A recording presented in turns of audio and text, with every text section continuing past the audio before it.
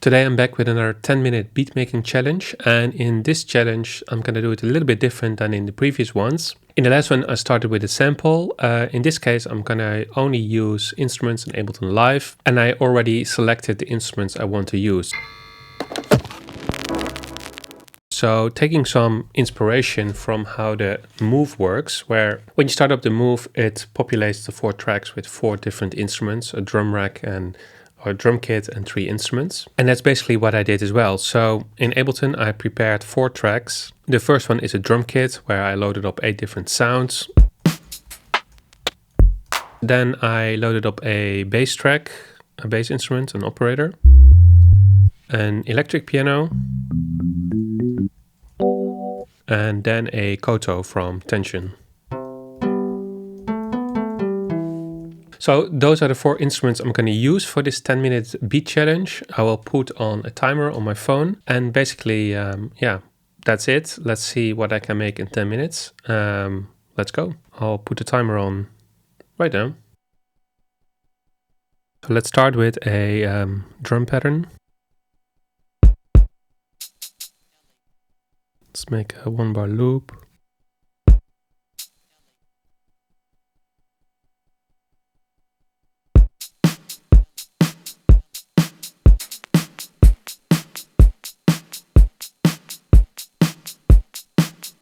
I feel like the snares may be a bit much to the left. Let's make it mono. All right.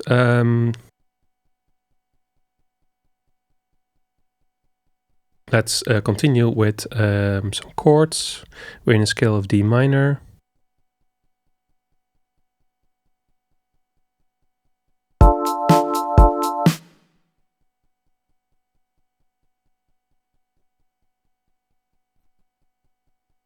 And with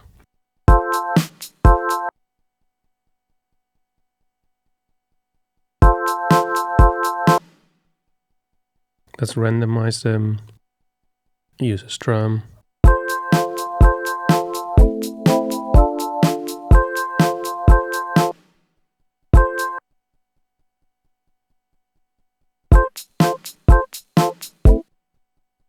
Put some delay on this.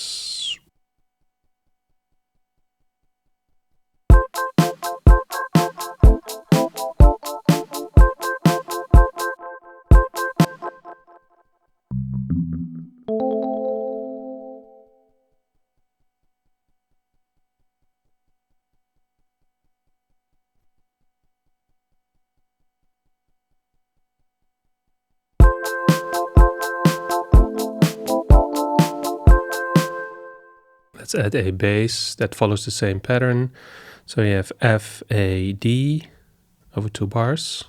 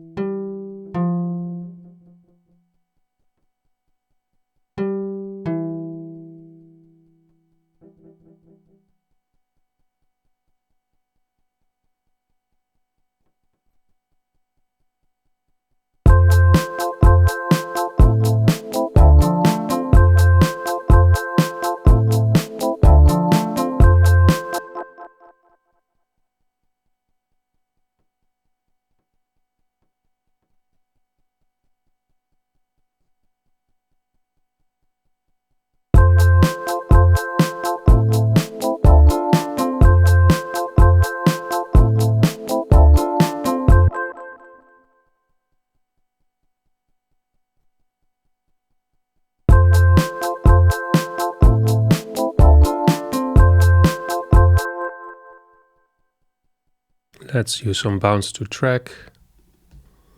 Reverse this.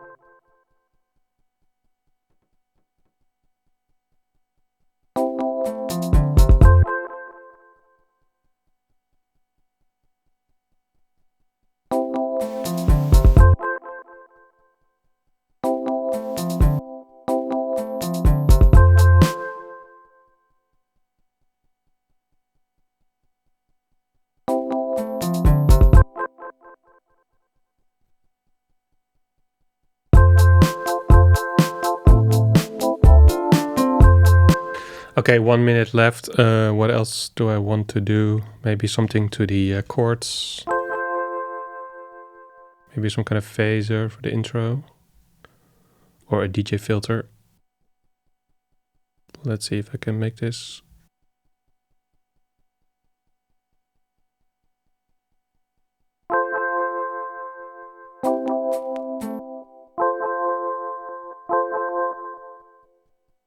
Let's open up the filter.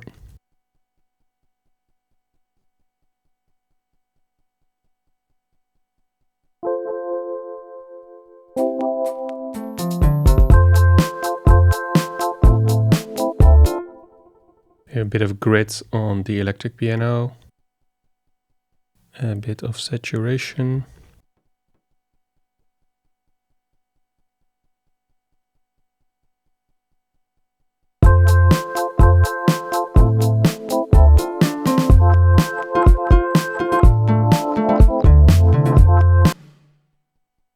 And the time is up. That was 10 minutes. It's incredibly fast, but I'm quite happy with the result. I have at least the A and B part. That's always something I want to do. But it's not just one 2 or 4 bar loop, but there's at least some variation. And the thing I forgot to mention beforehand is that it's actually in D minor. That was the key I decided to go in. And the tempo is 124. I might have changed that if there was time to do it or if there was a need to do it, but I just went with this tempo. And as you can see, as you saw, is I started with 4 tracks. I kept it to those 4 tracks. That's more than enough to work with in 10 minutes. I did use the bounce to new track feature. So there are some parts that created a new track based on the track that the existing instrument, and then I reversed it. So I ended up with 6 tracks in total in the end. But let me play you first the whole thing, and then I can break it down exactly what I did.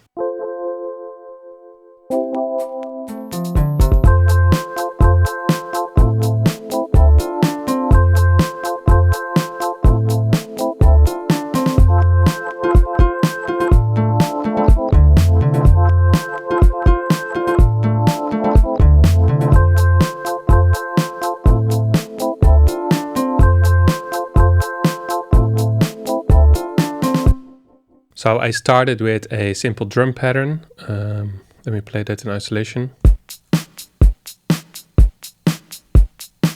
I actually selected more drum sounds in the kit, but I just ended up with a kick snare and 2 hi-hats. Then a little bit variation.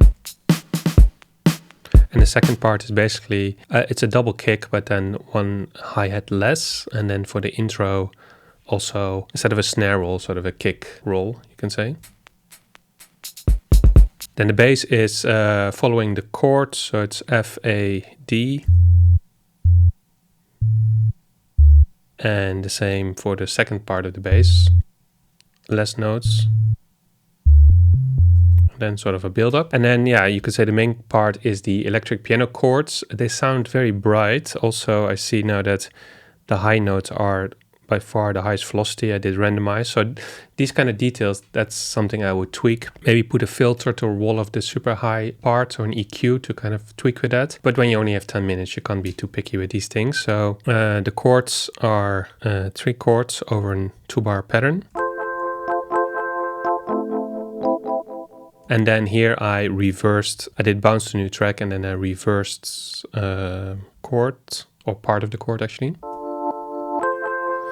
And I like to do those things with bounce to new track to kind of convert the MIDI into audio and then mess with the audio, repitch it, reverse it, kind of chop it up, kind of work with it like a sample from a record to kind of create more variation. And as you can see here in the second part, I chopped it up smaller and you get this kind of stuttery effect. And then for part 2, I basically chopped up for each bar chords. Now I see that I should have chopped up per chord, not only per bar, so that follows the bass line. But it sounds like this.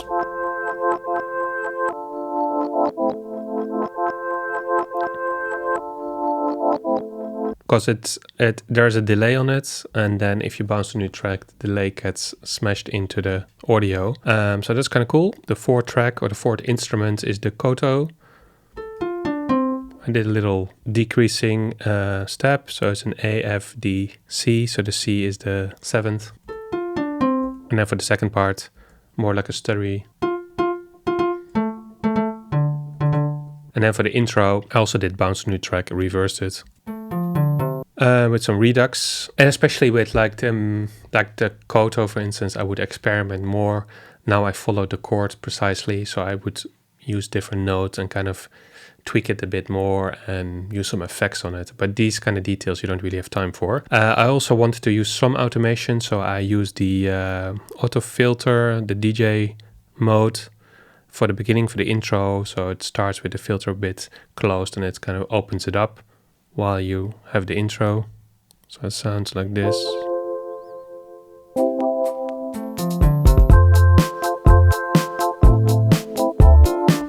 So yeah, that's kind of cool. I mean, it's a starting point for a track. It only took 10 minutes to make this, and from here on you can really build and add more instruments and finesse it, refine it into something, into a full arrangement and a full track. Hopefully this was inspiring. I have more videos where I make a beat in 10 minutes, so go check out those videos. Let me know if you try this challenge, making something in 10 minutes. If you have a video, let me know, send me the video, I'll check it out. In any case, keep making music. Thanks for watching and see you in the next one.